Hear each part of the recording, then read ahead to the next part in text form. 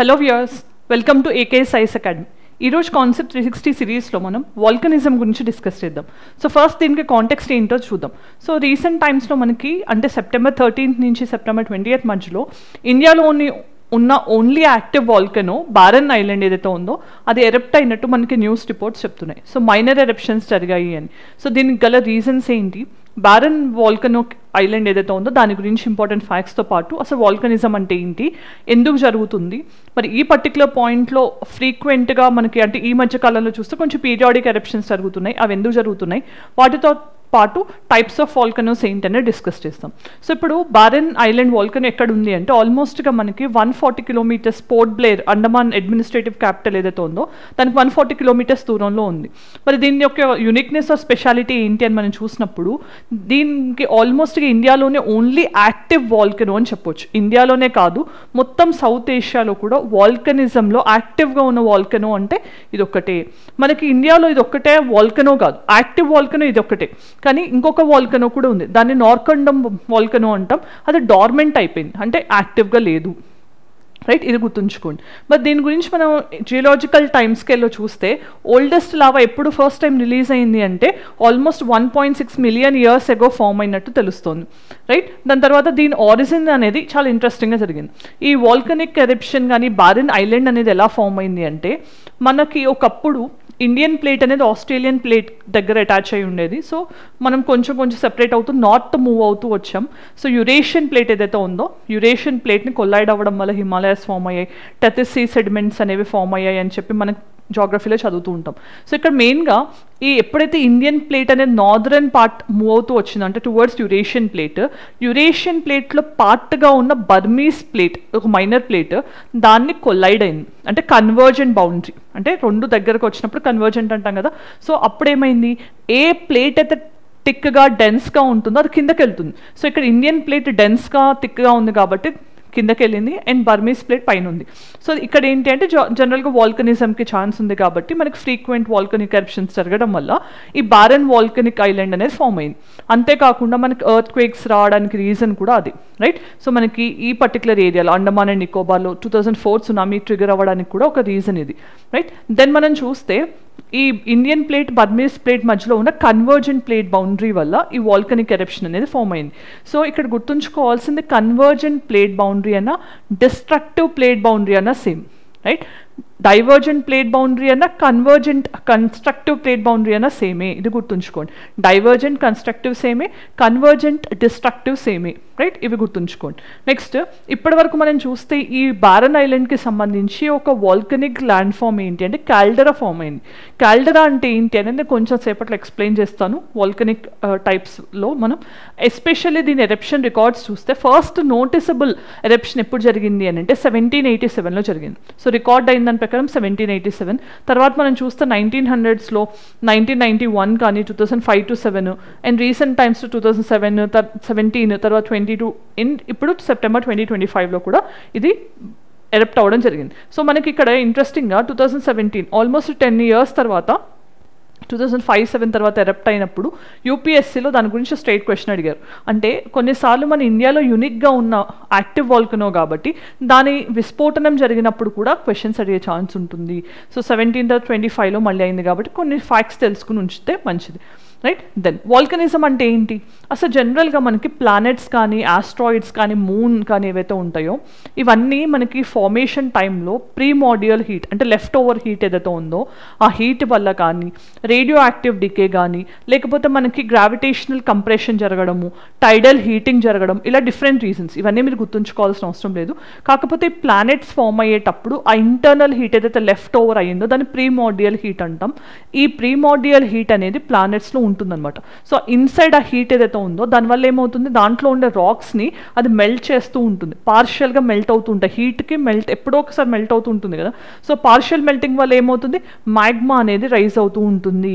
ఆ మెల్టింగ్ ద్వారా వచ్చేది మ్యాగ్మా అనేది రైజ్ అయ్యి పైకి వస్తుంది. ఆ పైకి రావడం వల్ల మనకి లావా ఫార్మేషన్ అనేది ఇంట్రూసివ్గా కొన్ని లోపల ల్యాండ్ ఫామ్స్ని, కొన్ని ఎక్స్ట్రూసివ్గా బయట ల్యాండ్ ఫామ్స్ని ఫామ్ చేస్తుంది. సో అలా మనకి ఆర్క్స్, వాల్కనిక్ ఆర్క్స్ కానీ ఐలాండ్స్ కానీ ఫామ్ అవుతూ ఉంటాయి. సో ఈ ప్రాసెస్ ప్రాసెస్లో ఏదైతే ఇంటర్నల్ హీట్ వల్ల సాలిడ్స్ కానీ లిక్విడ్స్ కానీ గ్యాసెస్ కానీ బయటకు ఎజెక్ట్ అవుతాయో సో వాటిని వాల్కనిజం అంటాం, రైట్. వాల్కనో అంటే ఏంటి? Opening in the earth's crust. So మనం జనరల్గా వాల్కనో అని చూస్తే మనకి ఇలా ఓపెనింగ్ అనేది ఉంటుంది, అంటే ఎర్త్స్ క్రస్ట్ నుంచి ఇంటర్నల్ హీట్ వల్ల ఆ మ్యాగ్మా అనేది లావాలాగా బయటకు వస్తుంది. ఎర్త్స్ క్రస్ట్ నుంచి వచ్చి లావాని కానీ యాష్ కానీ గ్యాసెస్ స్టీమ్ వాటన్నిటిని రిలీజ్ చేస్తూ ఉంటుంది. మరి ఇది ఏ టైప్ ఆఫ్ ప్రాసెస్? సో మన ఎర్త్ని బిల్డ్ చేసేవేమో ఎండోజెనిక్ ప్రాసెసెస్, అదే ఎర్త్ని డిస్ట్రాయ్ చేసేది ఎగ్జోజెనిక్ ప్రాసెస్, అంటే మార్పులు చేర్పులు చేస్తూ ఉంటాయి. కొన్నేమో కన్స్ట్రక్ట్ చేస్తూ ఉంటాయి, కొన్నేమో వాటిని మళ్ళీ షేపెన్ చేస్తూ ఉంటాయి అనమాట, రైట్. సో ఇది ఎండోజెనిక్ ఫోర్స్కి ఎగ్జాంపుల్గా చెప్పొచ్చు. దీనికి సంబంధించి ఇప్పుడు మనం అసలు ఈ type of land forms form అవుతాయి.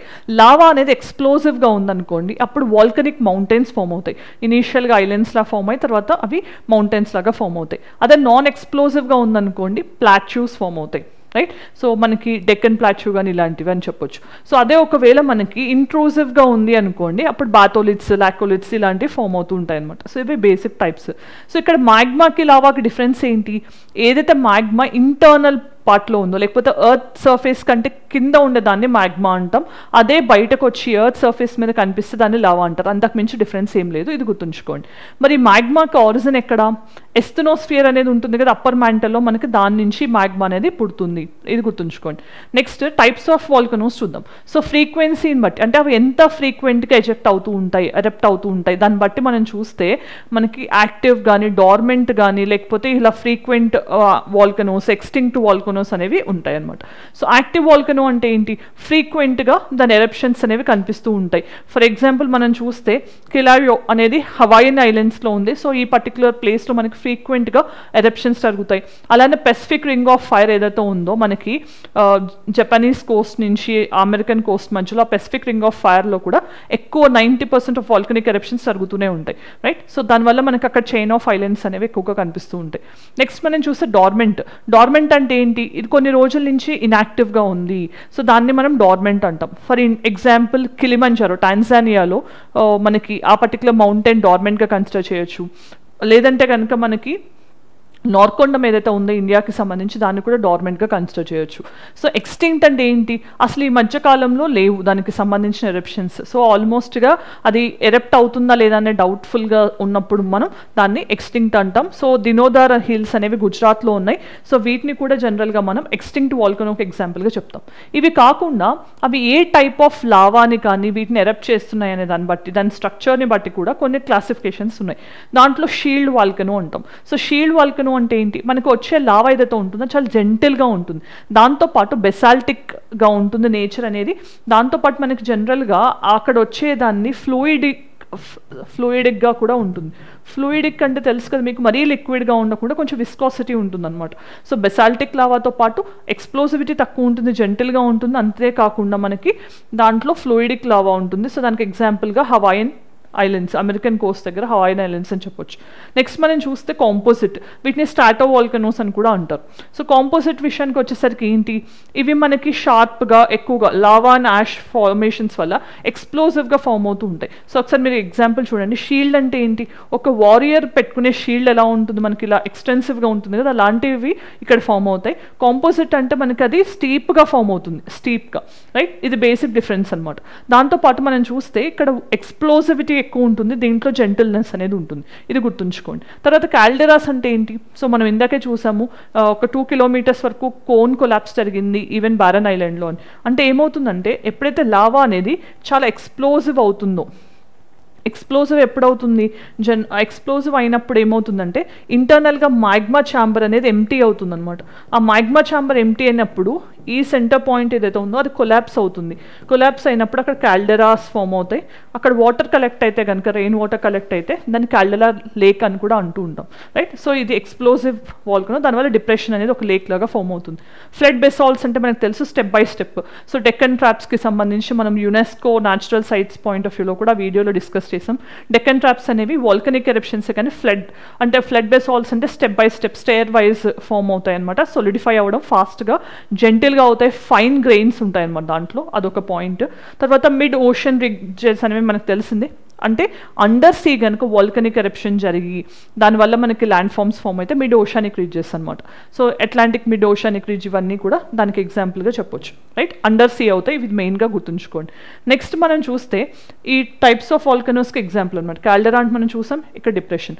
నెక్స్ట్ మనం చూస్తే ఎక్కువ వాల్కనో డిస్ట్రిబ్యూషన్ ఎక్కడ ఉంది అంటే Pacific ring of fire or circum Pacific belt అంటాం. సో 90 to 95% ఆఫ్ వాల్కనోస్ ఇక్కడ ఎక్కువగా కనపడుతూ ఉంటాయి. దాని తర్వాత మనం మిడ్ వరల్డ్ మౌంటైన్ బెల్ట్ అంటే ఆల్ప్స్ కానీ హిమాలయన్ ఏవైతే యంగ్ ఫోల్డ్ మౌంటైన్స్ ఉన్నాయో వీటిలో కూడా యాక్టివ్ వాల్కనిక్ ఎరప్షన్స్ జరుగుతున్నాయని తెలుస్తుంది.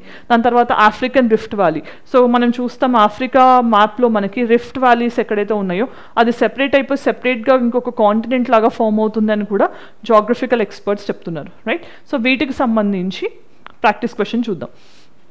Consider the following statements about shield volcanoes. These are the steepest and most explosive volcanoes. They're made of fluid basaltic lava that flows over long distances. Hawaiian volcanoes are example of this type. How many statements are correct? 1 only, 2 and 3, 1 and 3 and 1, 2 and 3. మరి దీంట్లో right option ఏంటనేది comment సెక్షన్లో చెప్పండి. మరి ఈరోజు మనం ఈ వీడియోలో టైప్స్ ఆఫ్ వాల్కనోస్ని డిస్కస్ చేసాం in the context of recent barren island volcanic eruption. So దాంతోపాటు అసలు వాల్కనిజం అంటే ఏంటి, వాల్కనిక్ ఎరప్షన్ ఎలా జరుగుతుంది, బేసిక్ డిఫరెన్సెస్ ఏంటి అనేది తెలుసుకోవడం జరిగింది. ఈ వీడియో మీకు ఇన్ఫర్మేటివ్ అనిపిస్తే let me know in the comment section. And if you are expecting any other topic let me know that also in the comment section. Thank you for watching. Have a great day.